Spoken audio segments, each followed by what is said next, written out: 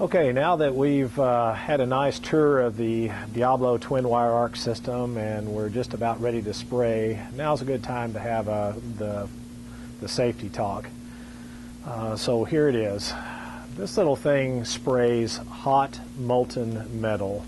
So you really shouldn't point it at anything that's flammable, like oily rags, wood, anything that might catch on fire, because a nice hot stream of molten metal is coming off of this thing, and it doesn't really cool until about a good 18 or 24 inches away from the gun head assembly.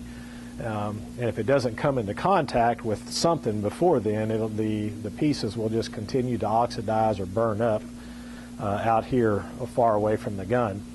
The glare that this produces is a welding arc glare, so you don't want to stare down the gun. You don't want to be on the other side of this gun looking down the nozzle of it.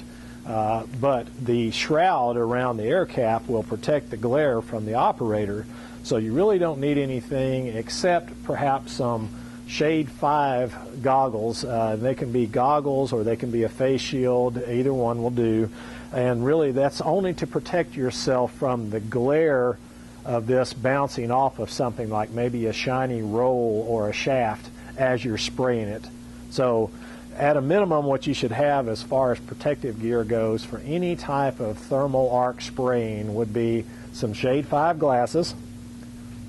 You're going to have a common dust respirator, and it can be a really fancy one. Actually, the welding ones that have the little flap valves in here are actually the better kind to use. They're a little bit easier to breathe out of, but just some type of dust particulate just to keep out any generated dust or smoke fumes. And then you're going to want to have some hearing protection on top of all of that. This does not produce a lot of noise, but up here close to the gun assembly, it's pretty close to 80 to 85 decibels if you're spraying at about 60 or 65 pounds of air pressure. It does make a little noise, and just this far away and it drops down below the hearing protection threshold, but it's always a good idea to have either some earplugs or a set of ear muffs. And then last but not least, again, because it's spraying hot molten metal, you're going to want a nice set of leather gloves on to operate the gun. So that, at a minimum, that's what you need in the way of protective gear. Now, every plant is different, and chances are your particular plant might require you to have fire retardant clothing and any number of other things. They might require you to wear a safety hat and all types of other arrangements, but this is really a minimum. Fumes, this particular machine doesn't really produce any type of toxic fumes, with the exception of just a very few wires, mostly those that have chromium in them. But the standard wires that go through this gun don't produce any more fumes than, say, a welder sitting over in a corner welding a piece of steel.